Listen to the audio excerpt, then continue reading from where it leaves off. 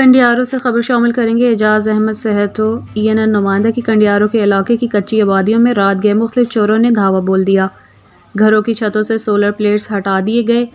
JUI کے رہنما مولانا رمضان خاصخیلی اور غلام حسین سیال کے گھر کی چھت پر 2 سولر پینل، ان کے گھر سے پلیٹیں بھی لے لی گئیں، جبکہ ان سے پہلے ایک ہی رات میں 12 سولر پینل ہٹائے گئے۔